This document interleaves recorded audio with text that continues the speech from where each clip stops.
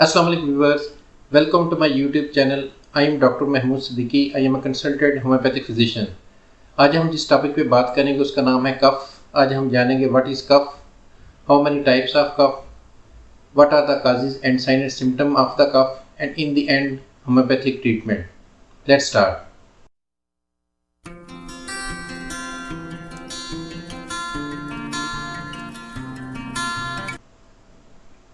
Yes friends, अभी हम बात कर लेते हैं what is cough. Cough is a rapid expulsion of air through main breathing airways of the lungs in order to expel out the mucus and flame.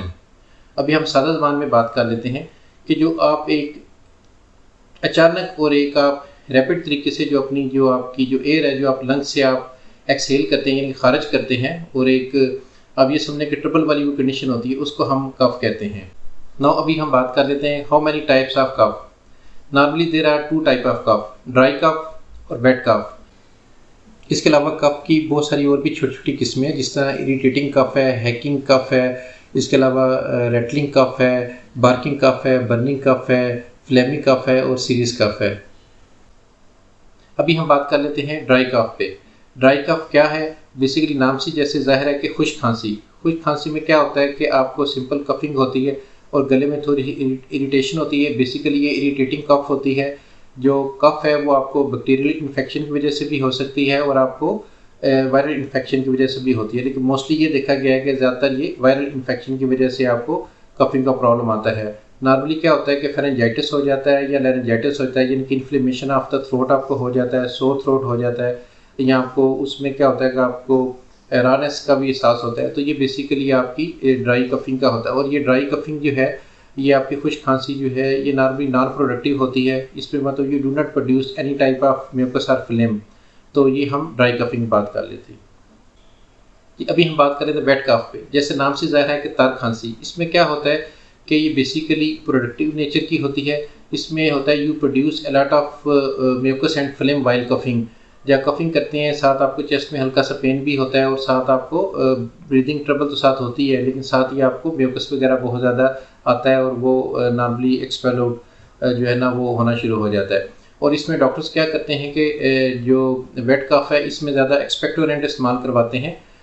उससे क्या होता है कि जो आपकी लंग्स के अंदर जितना भी म्यूकस डिपॉजिट है वो उससे निकलना शुरू हो जाता है, एक्सपेल आउट होता है, उससे फिर काफ़ी रिलीफ मिल जाता है। तो इसी के बरक्स अगर जाएँ तो ड्राई कफ में ज़्यादातर सुप्रेसेंट इस्तेमाल किया जाता है, सुप्रेसेंट सिरप। उससे क्या होता है कि जो आपकी म्यूकस तो ऑलरेडी प्रोड्यूस नहीं हो रही होती, लेकिन उसमें वो सुप्रेसेंट ही काम करता है। लेकिन वेट कफ के अंदर ज़्यादातर एक्सपेक्टोरेंट सिरप दिया जाता है ताकि आपकी चेस्ट जो है वो क्लियर हो। चेस्ट क्लीनर के तौर पे भी वो यूज़ किया जाता है।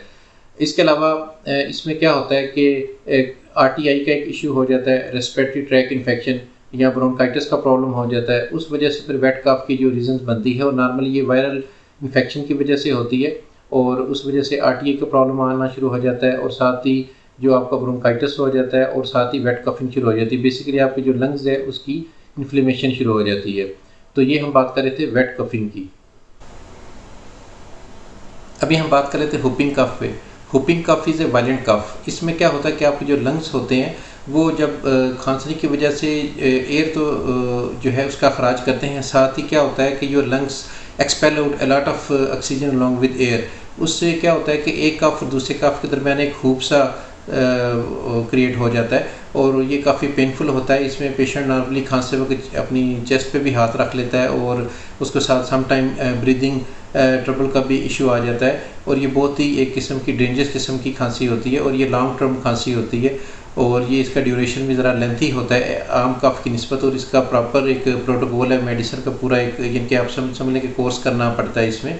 और बाकी ये रिस्क फैक्टर के हवाले से अगर बात किया जाए तो जिन लोगों में निमोनिया का ज़्यादा इशू रहा है या निमोनिया का इशू है, इसके अलावा जिसमें अस्थमा का प्रॉब्लम है, या किसी को ट्यूबरकुलोसिस का प्रॉब्लम है, या किसी को सीओपीडी का प्रॉब्लम है, क्रॉनिक ऑब्स्ट्रक्टिव पल्मोनरी डिजीज़, तो उन लोगों में देखने में आया कि जो हुपिंग कफ है उसकी सिम्टम ज़्यादा देखने में मिली है, और उनमें ये ज़्यादा पेनफुल होती है।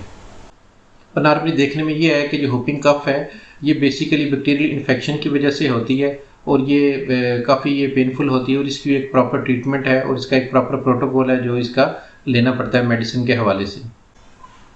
अभी हम बात कर लेते हैं इसकी साइन एंड सिम्टम पे। नॉर्मली क्या होता है, जब आपको कफिंग स्टार्ट होती है उससे पहले या उस टाइम पे आपको हल्का सा गले में दर्द रहना शुरू हो जाएगा, आपको जैसे रारनेस का एहसास होगा और आपको लेरेंजाइटिस, फेरेंजाइटिस या सोर थ्रोट हो जाएगा आपको। इसके अलावा आपको ये महसूस होगा कि जैसे आपके गले में जैसे कोई कांटा सा फंसा हुआ है, तो ये थोड़ी थोड़ी सिम्टम आएंगी। इसके अलावा आपको रेस्पिरेटरी ट्रैक इन्फेक्शन का प्रॉब्लम हो सकता है, ये जो वायरल इन्फेक्शन की वजह से होता है।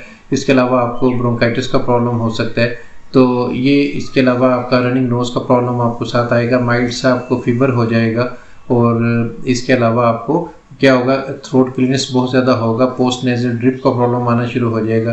तो ये मेन इसकी जो सिम्टम थी जो कि कफिंग में देखने में मिलती हैं। इसके अलावा COPD का प्रॉब्लम आपको आ सकता है लेटर ऑन, और ये इसकी रीज़न हैं। अभी हम थोड़ी सी बात कर लेते हैं इसकी प्रिवेंशन पे। सबसे मेन इंपॉर्टेंट चीज़ यही है जो याद रखने वाली है कि जब भी ट्रांजिशन ऑफ सीज़न होता है, ठीक है, उसमें क्या होता है कि ज़रूर कोई ना कोई जो सिम्टम आना शुरू होती है। आपको माइल्ड सा फीवर आपको हो जाता है, आपको सोर थ्रोट होता है आपको, और उसके अलावा आपको RTI का प्रॉब्लम होना शुरू हो जाता है। तो उसमें आपने ख़ास क्या करना है कि जिस तरह का मौसम है, जिस तरह का वेदर है, उसके अकॉर्डिंगली आपने अपना गेटअप करना है, अपने कपड़े उस तरह के यूज़ करने हैं, और खुराक में भी आपने उस तरह का एहतियात करना है। जैसे अगर मौसम चेंज हो रहा है, सर्दियाँ आ रही हैं, तो आपने उसके अकॉर्डिंगली आपने ख्याल करना है कि आपने ठंडा पानी बिल्कुल नहीं पीना। इसके अलावा आप जो स्टोरेज चीज़ें हैं उसे अवॉइड करें, ज़्यादा जो चिली चीज़ें हैं उसे आप अवॉइड करें। और इसके अलावा जो है एहतियात ज़रूरी है, और बहुत ज़्यादा जंक फूड का भी ना इस्तेमाल करें। तो ये रीज़न्स होती हैं जो कि आपके गले को इनिशियली पकड़ती हैं, इन्फेक्शन करती हैं, और उसके अलावा फिर ये रीज़न्स बनती हैं आगे कफिंग की। जो वायरल इन्फेक्शन या बैक्टीरियल इन्फेक्शन है वो तो अपनी जगह है ही है, लेकिन उसके अलावा कुछ अपनी बेहतियाती भी हो जाती है जिस वजह से ये कफिंग का प्रॉब्लम आता है। तो इसमें डाइट का भी आपने ख्याल करना है, अपने गेटअप का भी ख्याल करना है, अपने इनके कपड़े वगैरह अकॉर्डिंग टू सीज़न आपने पहनने हैं, और बहुत ज़्यादा एहतियात करनी है।